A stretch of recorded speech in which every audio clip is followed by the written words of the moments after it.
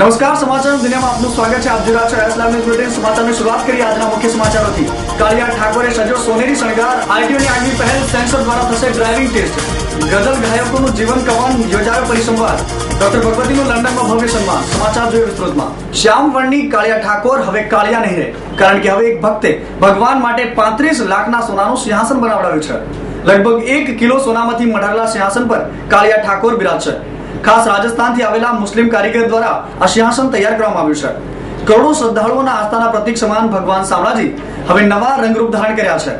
ગુજરાત અને રાજસ્થાનની સરહદ પર બિરાજમાન શામળાજીના કાળિયા ઠાકોરે સુવર્ણ જડિત સિંહાસન પર બિરાજમાન થયા છે. અમદાવાદ આરટીઓ દ્વારા હવે એક વધુ નવતર પ્રયોગ હાથ ધરાશે. બેંગ્લોર અને હૈદરાબાદ હવે ડ્રાઇવિંગ ટેસ્ટને ઝડપી બનાવવા અમદાવાદ આરટીઓ એક નવી પહેલ કરી છે.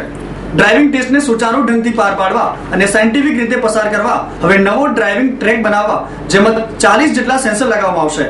અમદાવાદ, ગાંધીનગર અને વસ્ત્રાલમાં આ સિસ્ટમમાંથી ટેસ્ટ લેવાશે, જેમાં એજન્ટોની વ્યક્તિગત દખલગીરીથી છુટકારો મળશે. ગુજરાતના સાહિત્યિક વારસાની જાળવણી અને મહાન સાહિત્યકારોના યોગદાનને પણ ગુજરાતીઓ સત્કારી રહ્યા છે. ગુજરાતના સાહિત્યિક વારસાની જાળવણી સાથે સાથે મહાન સાહિત્યકારોના યોગદાનને પણ ગુજરાતીઓ સત્કારી રહ્યા છે. ગુજરાતી સાહિત્યના બે મહાન ગઝલકાર આદિલ મંસૂરી, મનન મોદીના જીવન કવનને સત્કારવા 75મા વર્ષની ભવ્ય ઉજવણીના ભાગરૂપે ગુજરાત સાહિત્ય અકાદમી ખાતે પરિસંવાદ યોજાયો. આદિલ મંસૂરીની વર્ષગાંઠ છે.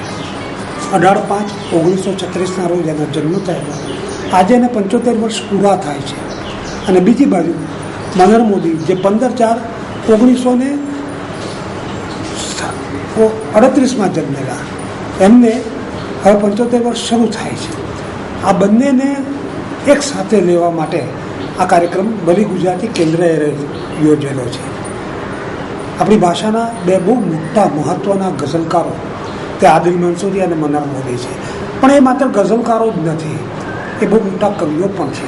એમણે અછાંદસમાં આદિલ અને મનને બંનેએ જે કામ કર્યું છે એ બહુ જ અગત્યનું અને ક્યારેય ન પૂરાય એવી ખોટવાળું છે એમ કહી શકાય.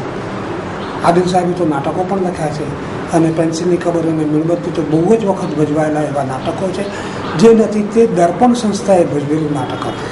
તો આમ આપણે જોઈએ છે કે વલી ગુજરાતી કેન્દ્ર, જે ગુજરાતી સાહિત્ય અકાદમીનો જે એક હિસ્સો છે, એણે બહુ યોગ્ય રીતે 18/5/1936નો ઉપક્રમ અહીંયા 2012માં પણ સાચવી રાખ્યો છે. વાત તો એવી છે કે ફિલાડેલ્ફિયામાં એક વખત આદિલ મંસૂરીએ એમ કહ્યું કે એક માની કુખે નહીં જન્મેલા અમે 3 ભાઈઓ છીએ, આદિલ મંસૂરી, મનન મોદી અને ચીનુ મોદી. ત્યારે મેં ઊભા થઈને કહ્યું કે ના, આપણે એક જ માની કુખે જન્મેલા છે ને તે સરસ્વતી છે. એટલે બ્રહ્મા, વિષ્ણુ અને મહેશ જેમ છે એમ ગુજરાતી કવિતા માટે ચીનુ મોદી, મનન મોદી અને બંનેના સાહિત્ય વિશે કશું આપણે કહીએ તે વિશેષ એમની કવિતા, એમની ગઝલ, એક એક ગઝલ એવી છે કે ગુજરાતની પ્રજા આવનાર બંનેની ઉત્તમ કૃતિમાં આદિલ સાહેબની નદીની રીતમાં રમતું આ નગર મળે ના મળે, અને મનોહર મોદીની એક એનો શેર છે, દિલ તમને આપતા આપી દીધું, પામતા અમે પાછું માપી લીધું, ફક્ત એક સ્થાન તમે રાખ્યું છતાં 6 તરફથી કેટલું કાપી લીધું. અને એમની ઘણી બધી ગઝલો છે, જે ગઝલો આજે પણ લોકો સાંભળવા આતુર હોય છે. છેલ્લા 10 વર્ષમાં મીડિયા અને ખાસ તો રેડિયો અમદાવાદમાં, અને એ ઉપરાંત આપણું વિઝ્યુઅલ મીડિયા, એના લીધે ગઝલ તરફ લોકોનો ભાવ વધ્યો છે. એટલો બધો ભાવ વધ્યો છે કે મને બુક ફેર હમણાં થયો તો ગઝલોના પુસ્તકો ઘણી મોટી સંખ્યામાં વેચાય. યુઝ્યુઅલી એવું ના બને કે ગઝલો કોઈ વાંચવા લઈ જાય એમ, પણ આ વખતે વેચાય.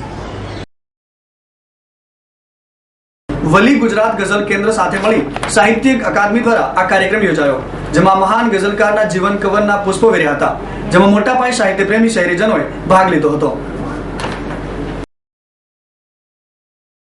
કહેવાય છે ભારતીયો જ્યાં જ્યાં પગરણ માંડે છે ત્યાં ત્યાં પોતિકા બની જતા હોય છે, અને તેમાં પણ ખાસ કરીને પશ્ચિમના દેશોમાં વધારે પડતું જોવા મળે છે. અને એમાંય જો કોઈ હાઈ કમિશનરનું પદ હોય અને તેનું આગવું મહત્વ હોય છે. હાલમાં જ બ્રિટનના બ્રિટનમાં હાઈ કમિશનર પદે ડોક્ટર જૈમિની ભગવતીની નિમણૂક કરવામાં આવી છે. ડોક્ટર જૈમિની ભગવતી અમેરિકાની પ્રખ્યાત હાર્વર્ડ યુનિવર્સિટીના સ્થાનક થયા બાદ ત્યારબાદ ભારતીય રાજદૂતાવાસની સેવામાં જોડાયા. સફળતાના અનેક શિખરો સર કર્યા બાદ છેલ્લે બેલ્જિયમમાં પણ હાઈ કમિશનર પદે રહ્યા. પશ્ચિમના દેશોની વિકટ પરિસ્થિતિમાં અર્થશાસ્ત્રી ડિપ્લોમેટની નિમણૂક અચૂક સારા પરિણામો લાવશે. ડોક્ટર ભગવતીને લંડનમાં ખૂબ જ સારો પ્રતિસાદ સાંભળી રહ્યો છે. તો આ હતા અત્યાર સુધીના સમાચારોની ખાસ ગતિવિધિઓ માટે આપની હાલતા રહો એસ લાઈવ ન્યૂઝ બુલેટિન. નમસ્કાર.